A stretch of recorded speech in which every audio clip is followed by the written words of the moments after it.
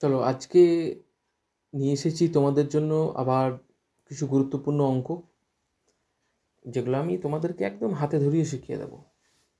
আমার আমার টার্গেটই থাকে, আমি শর্টকাট খুব একটা পছন্দ করি না, যাতে তোমরা এবং যারা একদম নতুন স্টুডেন্ট যারা শিখছো প্রতিযোগিতামূলক পরীক্ষার জন্য অঙ্ক, কিংবা চেষ্টা করছো প্রতিযোগিতামূলক পরীক্ষার জন্য, তাদের জন্য এগুলো খুব গুরুত্বপূর্ণ। আর যারা অ্যাডভান্স লেভেলের জানো তারা একটু দেখে নেবে, কোনো অসুবিধা নেই। এবং আমি দুটোই দেখাবো পাশাপাশি, শর্টকাট এবং ব্রড মেথড, যেটা মনে হয় আমার দরকার যেই সব জায়গাতে, সেগুলো অবশ্যই দেখাবো। দেখো, প্রথম একটা প্রশ্ন, দুটি সংখ্যার গসাগু 5 এবং লসাগু 150, যদি একটি সংখ্যা 25 হয় তবে অন্য সংখ্যাটি কত? এগুলো কোশ্চেন খুব নর্মাল কোশ্চেন, তবে পরীক্ষাতে দেয়। একটা ফর্মুলা মুখস্থ অবশ্যই রাখতে হবে, যেমন দুটি সংখ্যার গুণফল ইজ ইকুয়াল টু সংখ্যা দুটির গসাগু ইন্টু লসাগু। দেখো, এই এই ফর্মুলাটাই কিন্তু বইয়ে দেওয়া রয়েছে, ঠিক আছে? এবার এই ফর্মুলাটাকে আমি বুঝিয়ে দিচ্ছি, বুঝিয়ে দিলে তোমাদের হয়ে যাবে। অনেকেই কী করে, মুখস্থ করে চলে যাবে, এই ধরনের এইভাবে এলেই করে চলে যাবে। কিন্তু আগে বুঝো যে ফর্মুলাতে কি বলা রয়েছে।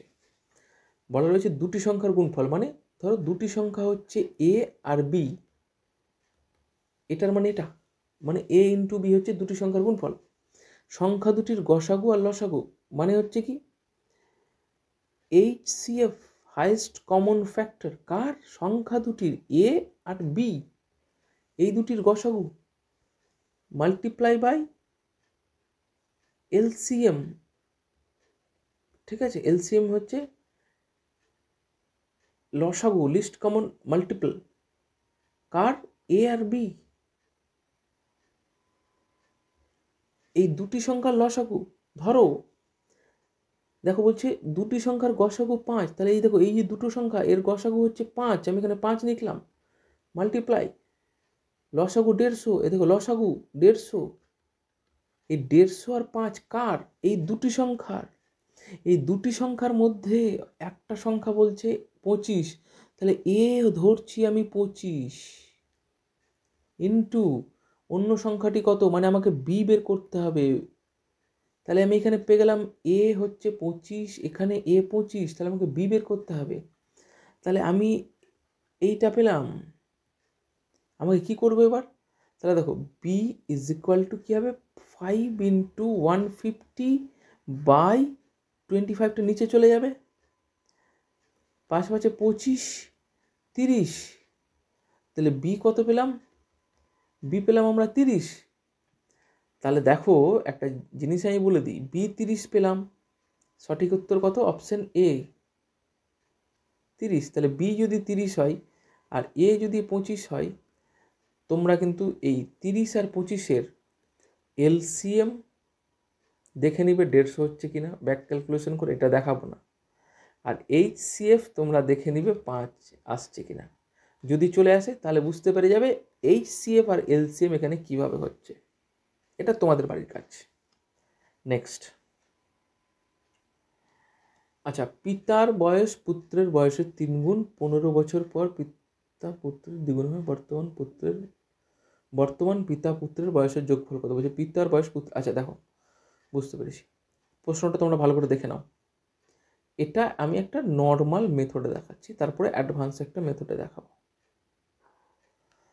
পিতার বয়স পুত্রের বয়সের 3 গুণ, তাহলে ধরি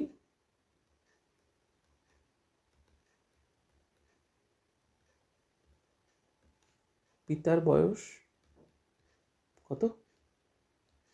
3x, আর তাহলে পুত্রের বয়স কত? তাহলে x, আমাকে বলেছে 3 গুণ, ছেলে যদি x হয় 3 গুণ মানে 3x, 3 ইন্টু x, ঠিক আছে। 15 বছর পর পিতা পুত্রের দ্বিগুণ হবে, 15 বছর পর বলেছে, ঠিক আছে। তাহলে 15 বছর পর কী হবে, তোমার বয়স যদি এখন 10 বছর হয়, 15 বছর পর তোমার কত হবে, 25 হবে। তাহলে 3x + 15 বাই x/15, এটা হচ্ছে পিতা, এটা পুত্র। 15 বছর পর পিতা পুত্রের দ্বিগুণ হবে, দ্বিগুণ মানে কি 2/1। এবার এটাকে তুমি সিম্পলিফাই করো, 3x + 15 = 2x + 30। তাহলে এই 3x থেকে 2x বাদ দিলে কত হবে, 3x আচ্ছা আমি ভেঙেই করাচ্ছি, 30, আর এদিকে -15 নিয়ে চলে যাও। তাহলে এক্সের ভ্যালু গিয়ে দাঁড়ালো 15। তাহলে এক্সের ভ্যালু যদি 15 হয়, তাহলে 3x = কত, 3 × 15 45। আর এই এক্সের ভ্যালু কত, এক্সের ভ্যালু হচ্ছে 15।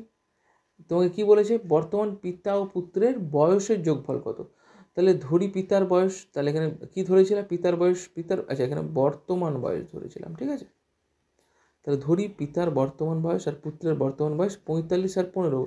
তাহলে 45 আর 15তে কত হয়, দুজনের যোগফল 60 ইয়ার্স। তাহলে অ্যান্সার হচ্ছে অপশন ডি। দেখো এটা তো গেল নর্মাল প্রসেস, এত ধৈর্য ধরে করাটাও একটা পরীক্ষার মধ্যে এত অল্প সময়ে খুব কঠিন কাজ। এবার আমি একটা অ্যাডভান্স লেভেল দেখাচ্ছি। ধরো এখানে লিখলাম আমি বর্তমান বয়স,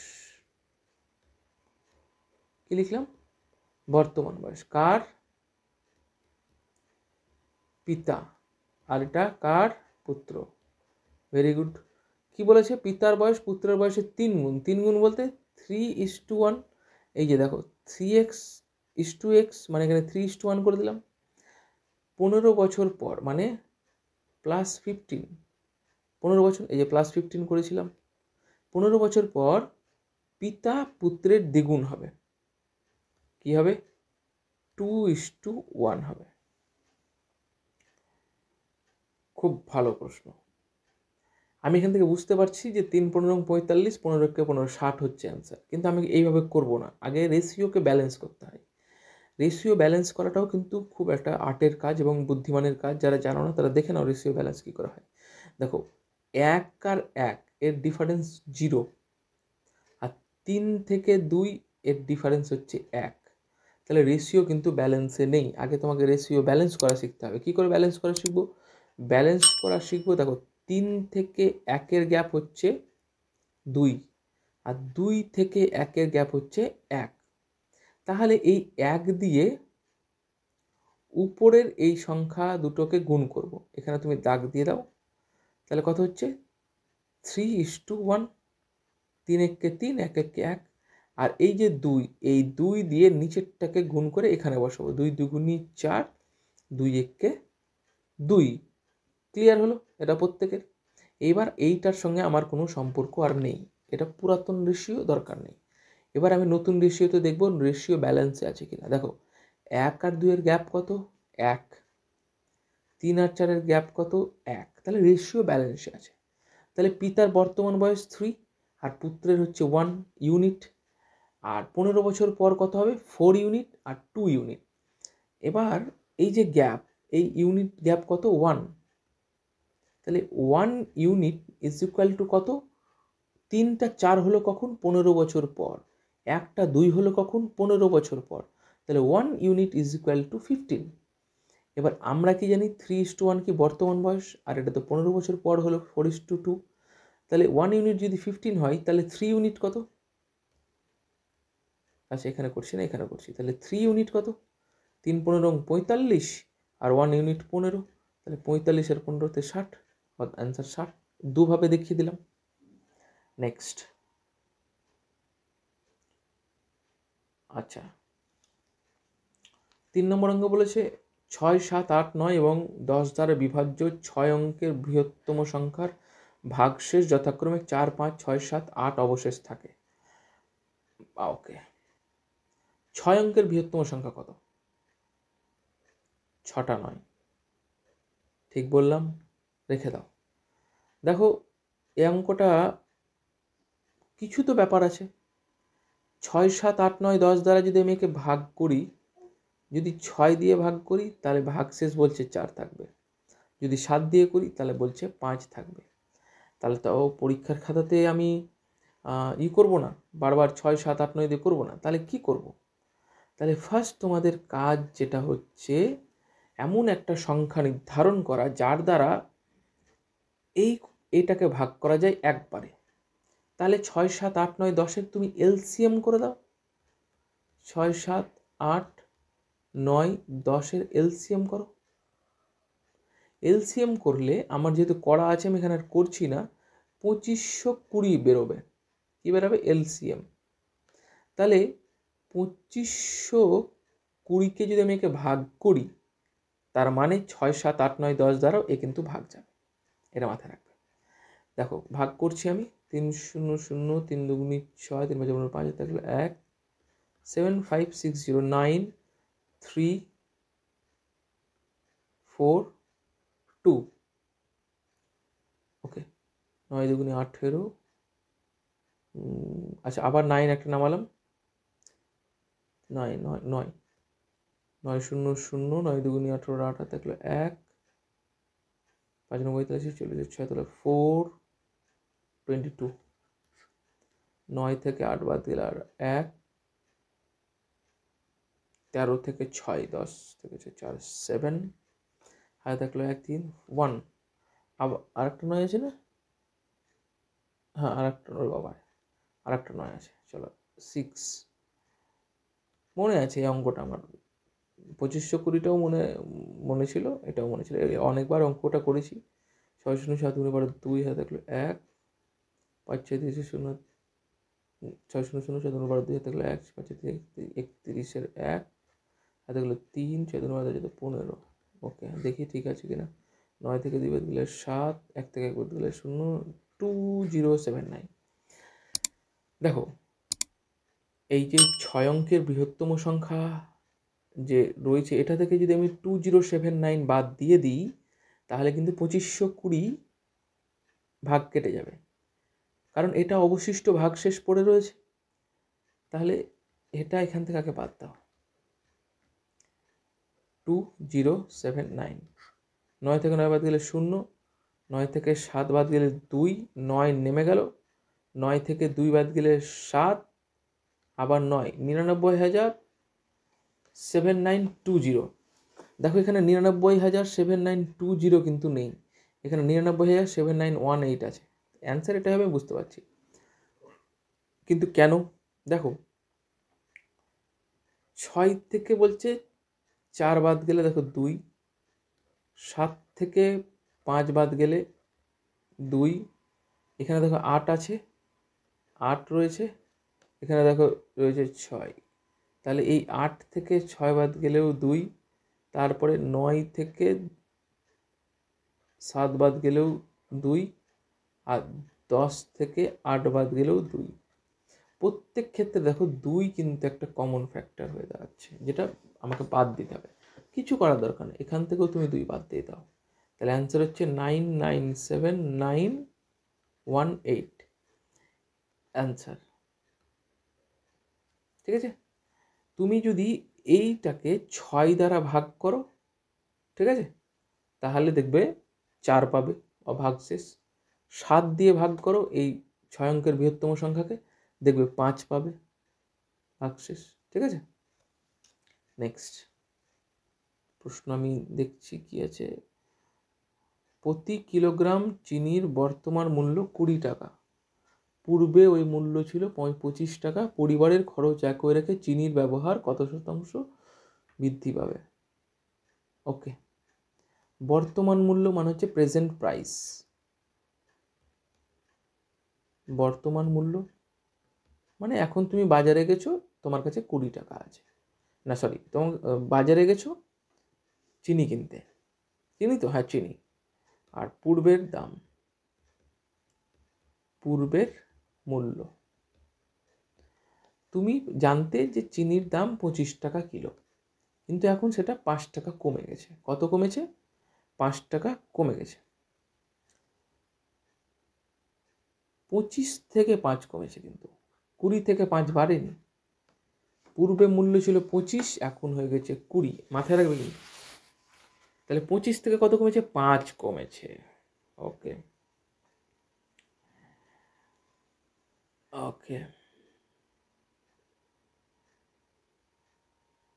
পরিবারের খরচ একই রেখে চিনির ব্যবহার কত শতাংশ বৃদ্ধি করতে হবে? আচ্ছা, তাহলে দেখো এখানে কত কমলো? বলছে পরিবারের খরচ একই রাখবে, মানে 25 টাকাই খরচ রাখবে। আমি কিন্তু পূর্বে 1 কেজি চিনির দাম 25 টাকা দিতাম, আমি 25 টাকাই এখনও দেব। কিন্তু তাহলে তুমি 25 টাকাতে চিনি বেশি পাবে। কত চিনি বেশি পাবে দেখো, তার মানে বিষয়টা হচ্ছে তুমি লাভ কত করেছো? 25 টাকাতে 5 টাকা লাভ। ওই যে সরি, হ্যাঁ 5 টাকা লাভ। কত বেড়েছে? 25-এ 5 টাকা বেড়েছে। এবার তোমাকে কি বলেছে? কত শতাংশ? শতাংশ বললেই 100 দিয়ে তোমার মাল্টিপ্লাই হবে। তাহলে 5 5-এ কত হবে? 25, আর 5 20 100, তাহলে 20%। অপশন বি হচ্ছে 20% অ্যান্সার। দেখো এটাকে এইভাবেও করা যায়। দেখো কীভাবে করব? বলছে পূর্বে মূল্য ছিল 25 টাকা, ধরো আমি 25% ধরে নিলাম। 25% সমান সমান আমি যদি ধরি 100, আমি ধরে নিচ্ছি, এগুলো বের করার স্টাইল হলো। তাহলে 20% সমান সমান কত? 80। 25 যদি 100 হয়, 20 কত হবে? 80 অবশ্যই হবে, দেখে নিও। দেখো 4 25 100, আর 4 20 80, তাহলে 1% হচ্ছে 4 ইউনিট। এখানেও 1% হচ্ছে কিন্তু 4 ইউনিট, ঠিক আছে? তাহলে 1% যদি 4 ইউনিট হয়, তাহলে 25 থেকে 20 কত হলো? 5%। যেহেতু আমি এটা পার্সেন্ট ধরেছি, আমি এখানে করছি সেই, কিন্তু আমি অ্যাকচুয়ালি সরি এখানে দেখাচ্ছি না, ভুল করে দেবে তোমরা তখন আবার, দাঁড়াও, এখানে পার্সেন্ট হবে, এটা তো একটা আলাদা মেথড। ওকে, তাহলে আমি দেখো 25% নিয়েছি। 1% যদি 4 হয়, তাহলে কত পার্সেন্ট বেড়েছে? 25 থেকে সরি কত পার্সেন্ট কমেছে? 5% কমেছে। তাহলে 5% কত হবে? 5 × 4, তাহলে 20% অ্যান্সার। তুমি এইভাবেও করতে পারো। নেক্সট 5 নম্বর প্রশ্ন। আচ্ছা, 5 নম্বর প্রশ্ন, 1,500 জন ছাত্রছাত্রীর মধ্যে 480 জন ছাত্রছাত্রী এনসিসিতে নাম নথিভুক্ত করেছে, তাহলে কত শতাংশ ছাত্রছাত্রী এনসিসিতে জয়েন করেনি? দেখো শতাংশ বললেই মনে রাখবো 100 দিয়ে গুণ হবে, ঠিক আছে? 1500 জন ছাত্রছাত্রী আছে, তার মধ্যে 480 জন এনসিসিতে কী করেছে? নাম নথিভুক্ত করেছে। তাহলে কতজন করেনি?